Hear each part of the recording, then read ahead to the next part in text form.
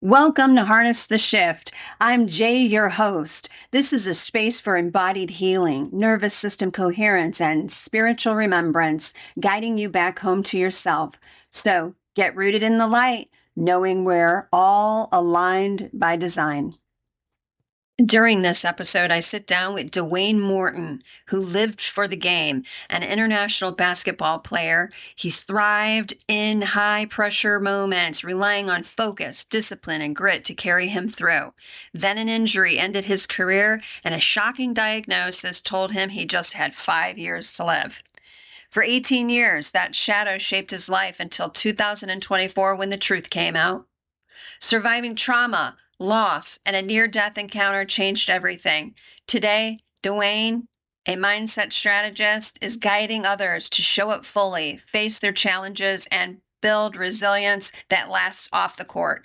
This is Harness the Shift with Dwayne Morton.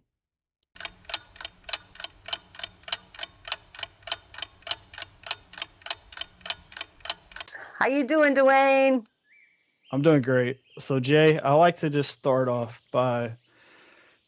with just the utmost gratitude for the listeners because they have so much. They're taking their time out of their busy day listening to us, whether it's the morning, afternoon, or night. And so I just want to say thank you for them. And then, of course, I want to say thank you to you for asking me to come on and share uh, my perspective and my story to your listeners. And so I want to say thank you. You're a really great friend, and I just really appreciate you as an individual. Thank you so much, Dwayne. I appreciate that. And yes, let's give a shout out to the listeners because you're absolutely right. They could be watching anything, but they choose to watch this. So this is amazing, and I am incredibly grateful that this is my path. I would have never guessed that this would be my path. Probably 7 years ago, I was like, "What? No way!" But here we are. Here we are, Dwayne. And so tell the listeners a little bit about your journey. And it's been extraordinary. I will tell the listeners. So tell us, can you share with us what it was like navigating this 18-year misdiagnosis and just talk about what brought you from there to till now? Yeah, so Jay, I like to just start out as I'm a former international basketball player. And so there's just not very many people that are, was a top athlete like that. But also it was a dream of mine. There's so many people in this world today that did not accomplish their dream. And so I did. I know it can happen. That's another thing. I like to just really empower people to really understand that, yes, it can happen. But truly, like everything that happened to me off the basketball court really trumps that. It just does, whether we're talking about in 2006, I was diagnosed with a rare blood cancer, and I was originally given 5 years to live. And, later on, it got bumped to 15. And then as I was going through that, I was involved in this very random police shooting, which, it wasn't like something that would be televised in the media because it was actually a criminal had a hidden gun and killed an officer. And there was a shootout involved, and a stray bullet hit the truck that I was driving. But what really people need to realize is that bullet would have been an eighth of an inch to the left, it kills me. Eighth of an inch to the right, it hits my 3-year-old niece in the back seat. So I was dealing with PTSD and survivor's guilt through that. So not only was I dealing with the blood cancer diagnosis, I was dealing with that. And then on March 8th of 2024, I found out I was misdiagnosed. And so then what I did, Jay, is I just chose how I wanted to respond once I got out of my little bit of victim mentality and was like, hey, how can I serve people and make the world a better place? And so that's really where I would start at, is this incredible journey of having the mindset to know that these things happen to me, but somehow how can I give back to the people to give them share or facilitate the lesson with them. I love that. And so was it in that moment that you chose not to have the victim mentality, or did it take you time to get there? Oh, it took a while. It took time. Okay. When you have something that taken 18 and a half years. Like 18 and a half years is a lot of time, It's a but long in time. the quantum field, it's not, but also if you just look at from a life cycle, it's from birth to someone graduating high school. I mean, that's pretty significant. And then, for me being 48 years old, that was, it was almost half my life. And so Yeah. that was the other aspect. And so, yeah, I mean, I was in victim mentality, I think for a few months, but then I just I realized that this was, and I talk about this on stages, is pain is really a passport. It's also like I can get a passport today and never go to another country, but I have the passport. So it's the same thing with the pain. The pain can be here, but either I can utilize it or I can just sit on my butt and do nothing. And so I didn't want to do that. And I was just around the right type of people. Jay, I don't know if you're aware, but I'm in Jim Rohn's mentor tree. Jim Rohn, the great public speaker. Wow. Jim Rohn mentored my mentor, Melvin Turner Sr., and Melvin Turner Sr. mentored Jim Rohn in public speaking. It's not like this huge known fact. Actually, some of the people that were mentored by Melvin Turner Sr. don't really talk about it as much. So that was another part for me is, now I have this platform. I want to give him all the grace and all the love that I can, because I feel like, I never forgot him. I think about him all the time. And so I think that's really important. But I just always knew, he told me, he said, you're bound to be great. And he said, I don't understand how. He's like, but I just know you're going to be great. And so he would always pour into me about my attitude is my altitude. And it's just one of those amazing things. So, what would be your best advice for someone who may be like listening and they might be in that victim mindset and just can't seem to get out of that loop? How would you coach that person to get out of that loop? I think it's the first step is begin, like just begin. Say, hey, I do not want Yeah. this. And then, and I'm going against manifestation rules by saying that, but like you just have to recognize it, and you also have to Yeah. accept where you're at. And then once you accept it and realize where you're at, then you're just like, okay, how can I go forward? And then just put a positive spin on it. Yeah. For me, I believe in these three things. When you decide to begin, so you make a decision, and then also the next thing is to plan about it, write down what you want, but then also if you can get a mentor, that's probably the easiest path, or to get a mentor to help you write the plan is really what I would say was the most optimal. So you've gotten into motivational coaching, and so talk to me about the importance of having a coach outside of someone who's a friend. What's the advantages of having a coach? Yeah, so I would say I'm more inspirational rather than motivational, because motivational just kind of, I feel like it's a 15-minute thing, or maybe it Yeah. lasts for you for 2 weeks. Inspirational, it actually moves you to where you're really wanting to create action oriented growth and action oriented steps. And so the coaching thing is like, it's the basketball part of me, is like, how can I see this in a different manner? And so that's another thing, is I see things from a different perspective, but it's really like if I was up in the sidelines and I'm seeing the X's and O's differently, or when they write them on the on the chalkboard, or the board, the dry Mm-hmm. erase board. Sorry, Right. I can see it from a different perspective. I'm seeing it from like a 50,000-foot view, rather than to see it through the lens of like being on court. So much simpler. So I like to say I'm just a scout, and if Yeah. we're caught in a maze, you can tell me, hey, go straight about 15 feet, take a left, and then go up, and you're going to take another right, and then another right, and then you're home free.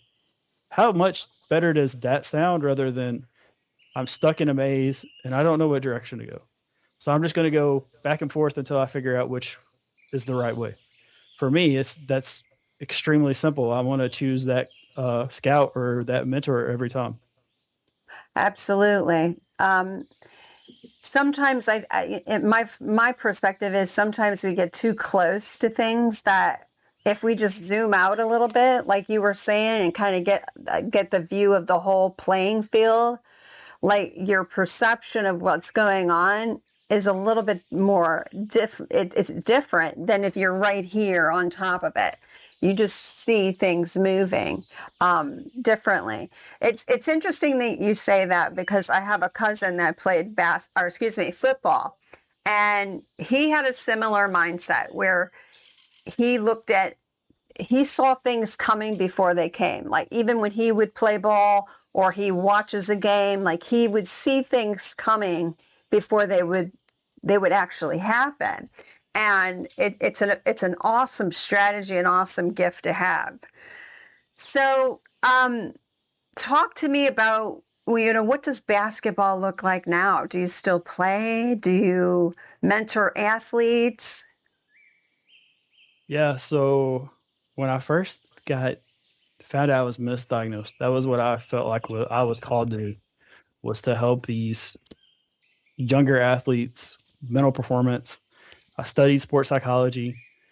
I never got the degree, but I was around really great people that knew their stuff. And then when I was talking to NBA coaches, Major League Baseball coaches, all these people, they were like, man, you really know your stuff. And I was like, well, yeah, I know my stuff, but I've been researching this stuff since I was like 15, 16 years old. And so the part with basketball is just, I actually did this on New Year's Eve, is I just shedded that identity because I don't even watch the games anymore. Like I used to just like sit there and watch and used to enjoy and it just lost the fun factor, but then it also lost, this is not my purpose. Like I am not supposed to be a basketball player. And I tell people this time and time again.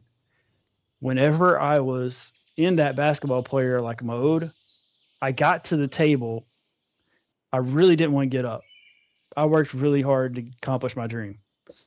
And then people would always take little jabs at it, things like that, and be like, well, you didn't actually play professional. No, I didn't. And so I make sure that when people call me a professional athlete, I'm like, no, I never made any money. But also, there's people that I played with and played against that I felt were better than me and that never went to where I went. So there's this other part is gratitude. And so with basketball, I just decided to get the hell out of the table. I was just like, I'm tired of this egotistical, and don't get me wrong, I was part of that egotistical stuff too, but I just was tired of it. And so I found a whole different journey with my purpose and instilling other values, but also it's more rewarding than anything I've ever done in my life.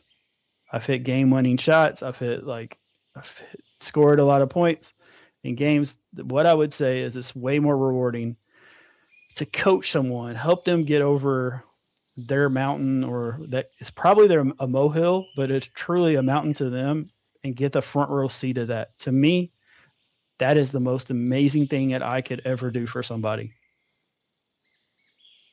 That's amazing. So your coaching program is called Show Up to Win. So what does showing up fully mean to you, and how can someone start doing that in their own life? Yeah, so Show Up to Win is an idea of winning. What I feel like is to win. It's not about the shiny things. It's actually one of the things I would always hear was just be in attendance. Like that's showing up, right? But I truly don't believe that's showing up. I believe when I show up, I'm intentionally present at that very moment to get whatever I need to get at that point. And to be in that moment, to be able to say, like I've been to conferences and people were just like half asleep. They weren't really showing up to win. They were just kind of showing up and just saying, like, they were going through the motions. Yeah. And it was a try step rather than an attempt. And so what I believe in Show Up to Win is really, I'm attempting to be better today. That is what that mentality is. And so Show Up to Win is where I teach people how to win the day. because what happens when you win the day, you're able to be consistent. And so I show them how to start their day, and then I show them how to finish it strong, and then build upon it. And then, their dreams are right there at their fingertips. And it's them to put in the work, put the effort, but also allow them to understand the mindset that it takes to get whatever they want. Absolutely. 100% agree with that.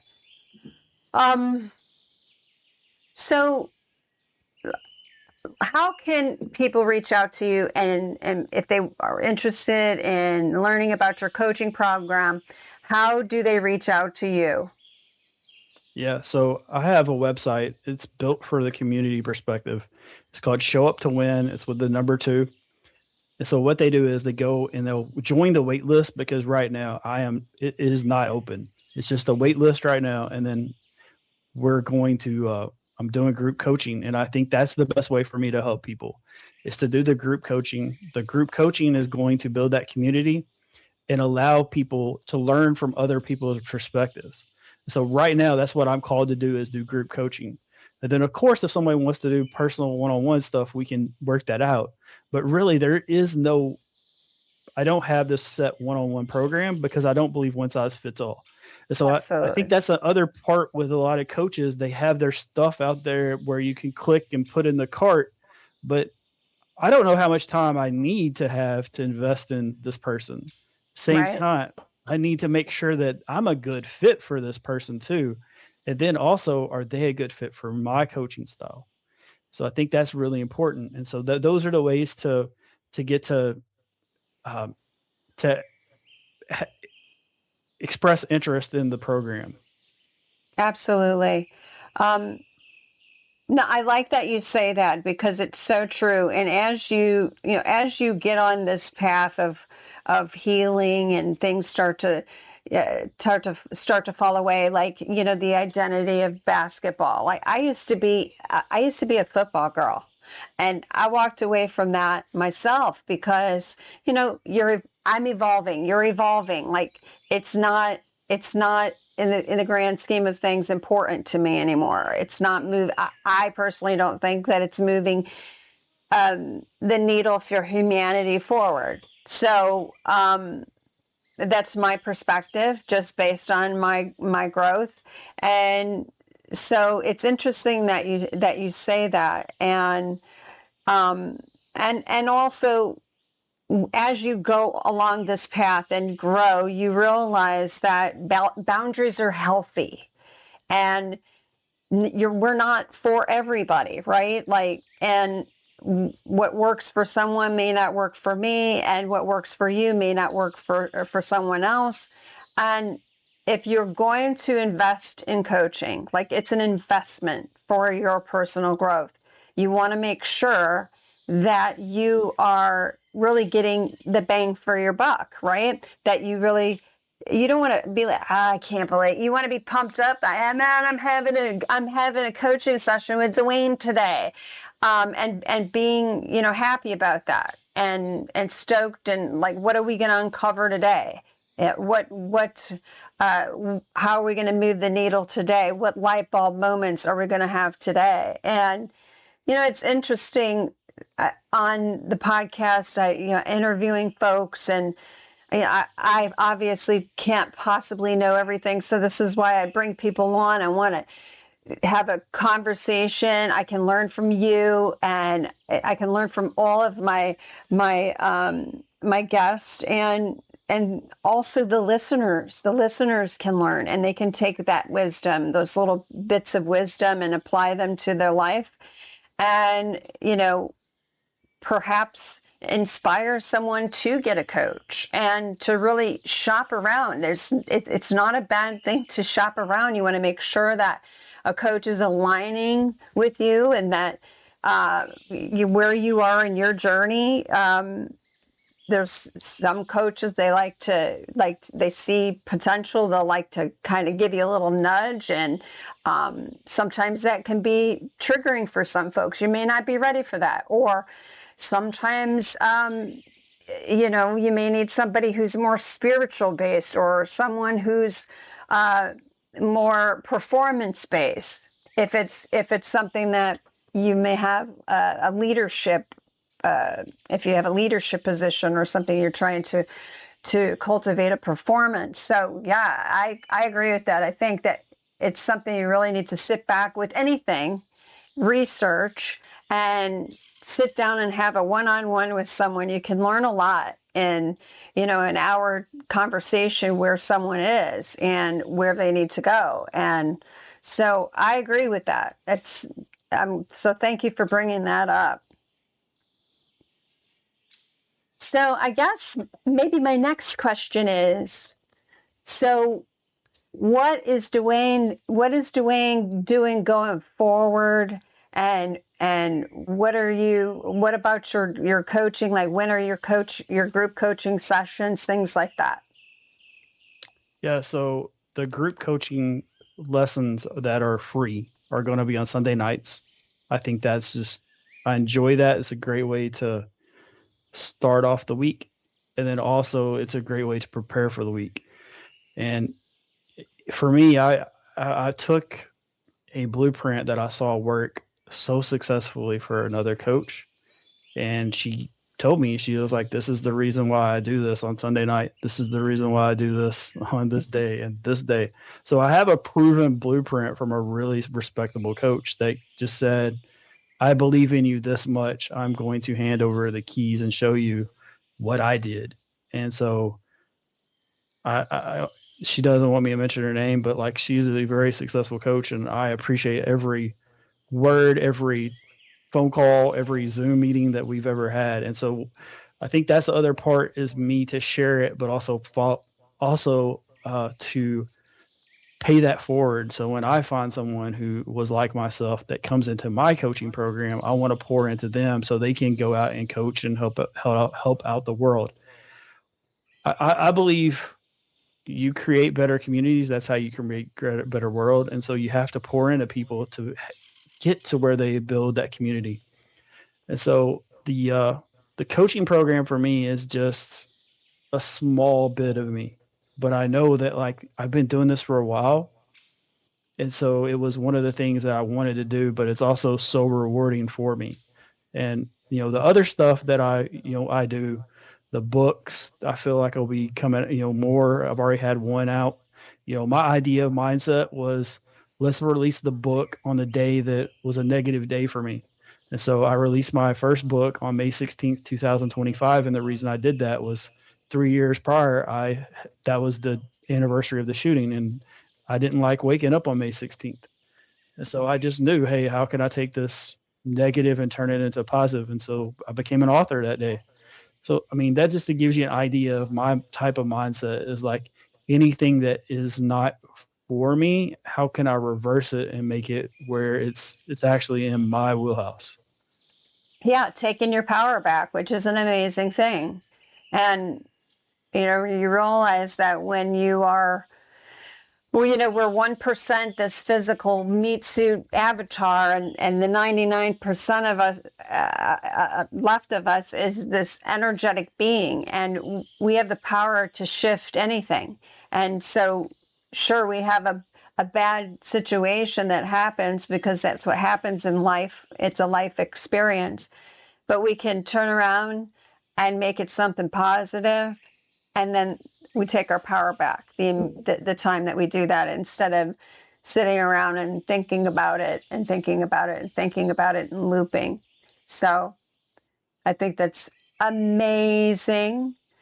So, Dwayne, do you have anything else that you'd like to share with the listeners? And real quick, would you mind dropping your website into the chat, and then I can copy and paste that and put it on the screen for folks?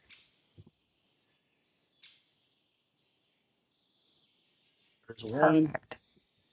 and then there's the other one. That one's going to be more for, like, you'll see, for me speaking and those type of things in the book. But Show Up to Win Okay. is the group coaching website. And if the listeners go in and join the wait list for that, they will get a PDF of Dwayne's daily plan of attack. And I'll actually share that with you right now.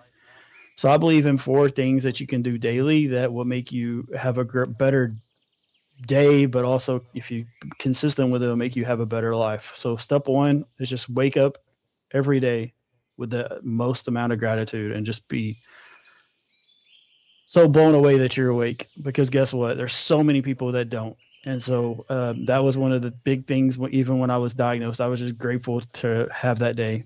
Number 2 is going to be self-care.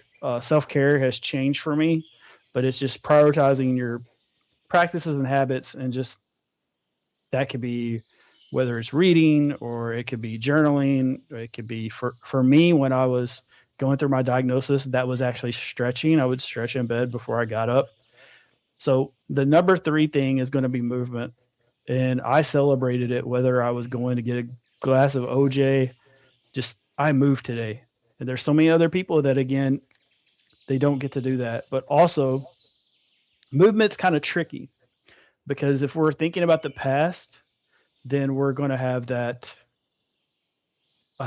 type of experience that's going to make us depressed.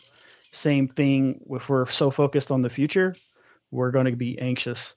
So it's truly the present is truly that gift. And so, I like to take a runner's mentality approach to that. I'll tell people, like, I used to run. And so also, whenever you're running backwards and you're looking at the past, you can't get very far, but also you get off direction.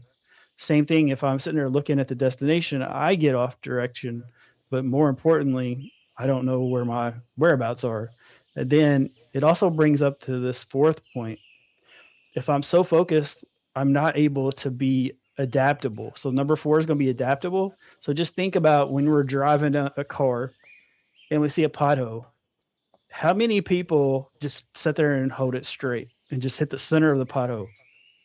Hardly anyone. Like, you're trying to move and try to maneuver around.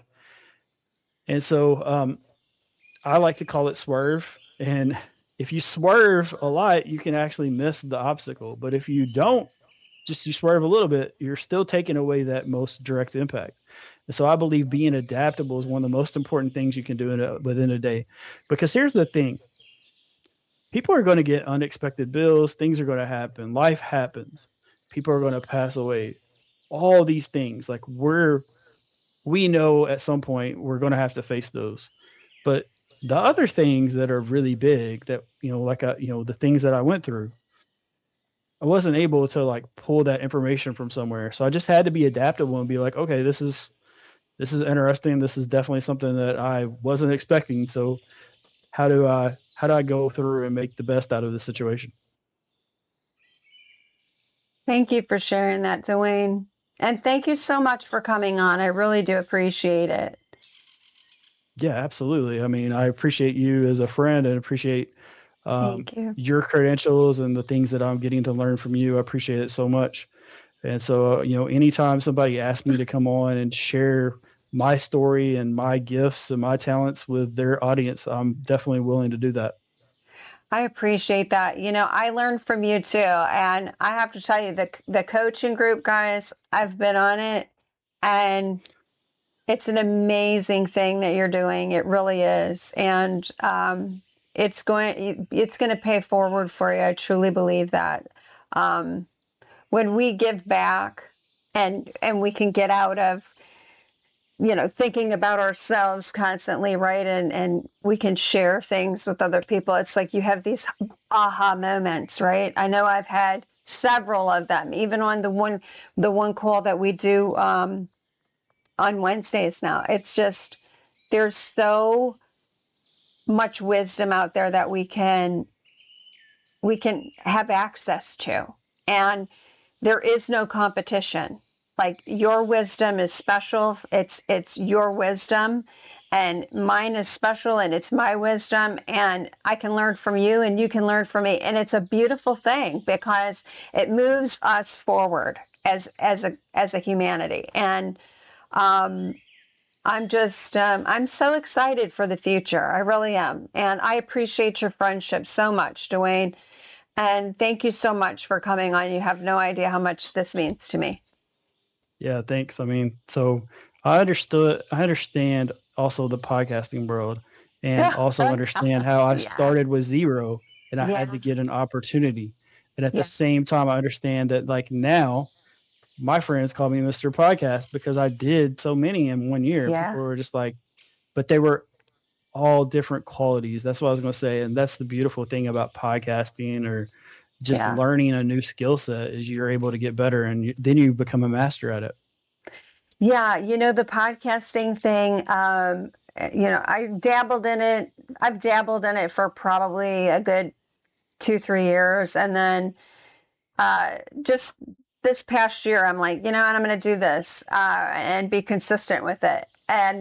But it is a different world, especially when you're the one-man show, one-woman show, and you're doing everything, editing, and it's like, I recorded somebody today, and I'm like looking up, and I'm like, oh God, I didn't even press play, and it was like, hey, do you got some time? And it's like, she's like, sure, and so we just had the conversation over, and it ended up going somewhere else, and you just have to flow with it and be adaptable. What you said, right? Like things come at you forget things because, I'm human too. Sometimes I talk about being in the present, but sometimes I'm kind of anticipating it's things, when you're recording and is the internet going to hold and all of these things. So, you just have to be able to pivot.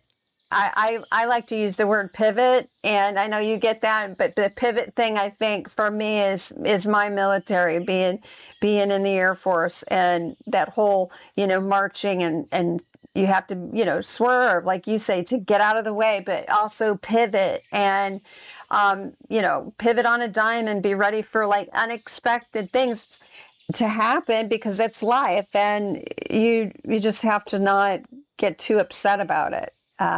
Because and not let it derail your day. You just take a deep breath, center yourself in the heart, and say, "Okay, let's go." Right. Be a The one thing I spiritual wanted gangsta. the one thing I wanted to leave for you is Yeah, like I think yeah. you're going to be a really great podcast host, and looking Oh, forward to thank you just getting so to see much. more and more of you and getting to see you be received by more people. I think it's going to be really great, and people are going to be really. I appreciate You're that. you're going to get received very well. I appreciate that. You know, I look at every podcast as an opportunity because I'm listening to it. Every podcast I listen to, because I'm editing it and all of that. The recording podcast, I run it through a program where I can kind of mix and render it down so it sounds better. And so I'm watching it all, right? And I take notes. Where can I improve upon? Um, and not being afraid of those pregnant pauses, right? Because we're meant to take it in for a second and just take it in. So I The one appreciate tip I that. would give you, the one Yeah, tip I want to give you is sure. it's your show, so do it your way. Like you don't have to Yeah, listen to everyone, and you don't have to give everything to everyone. You just need to bring value to everyone. That's it. And yeah. that's what you're going to do, and you're going to do an excellent job of it. I love that. Bring value to everyone. I love that. Yeah, because not everybody is going to do a podcast. And there's so much wisdom out there that needs to be on the airways, right? And wisdom from everyday folks. That's what's the cool thing, that are going through the same stuff that I've gone through. You're going through, we're going through it, right? And to have a platform where I can have folks come on and come on regularly. And I put that out there for you too. I would love to have you on regularly. Like whenever you want to come, hey, call me up and say, hey, Jay, I want to come on. Let's talk about whatever. I'm so open. Yeah, absolutely. Yeah. So I have a children's book going to be coming out pretty soon, so I'd love to come back I on and love share the experience with that. Yeah, I Cool. mean, so So cool. that's the beautiful thing about podcasting when you just become friends with people, and Yeah. when people are building stuff, but also it's nice to come back and be able to say, "Hey, I'm back," and do y'all remember me? Because I've done that a few times, and Yeah. with some different podcasts. So, but Yeah. yeah, I appreciate. Thank you so much for allowing me to share on your platform again. I appreciate it. Thank you so much for coming on today. And whatever you do for the rest of the week, I hope it's productive. And I'll see you, I think, Wednesday evening, right? Yeah. Yeah, Absolutely. Wednesday evening. I was like, right? I remember that, right? Yeah. So, yeah. So thank you so much, Dwayne. It's been a pleasure. We'll Absolutely. talk Thanks, soon. Jay. Take care. Bye. Bye. There you go. We just had an amazing conversation with Dwayne Morton. He's an amazing coach, guys. Amazing. So check his website out. Until next time, harness the shift, and we'll see you soon. Well, that's a wrap for today's episode here on Harness the Shift. I'd like to thank my guests for sharing their insight, wisdom, and evolution with us. If you're interested in my offerings, exploring your human design, understanding your energetic blueprint, or aligning your leadership and team with purpose, reach out through the central hub located in the link in my bio, or contact me directly on the WhatsApp. You can listen to this podcast on YouTube, Spotify, and Apple Podcasts. Be sure to follow me on all social media, Facebook, Instagram, TikTok, LinkedIn, at Harness the Shift with Jay. Also, my long form writings on Substack at Harness the Shift with Jay. Receive what resonates, reflect on it, discern from it, and integrate what serves you. Stay present, stay aligned, and keep evolving. My name is Jay. I'm your host. And until next time, keep harnessing the shift.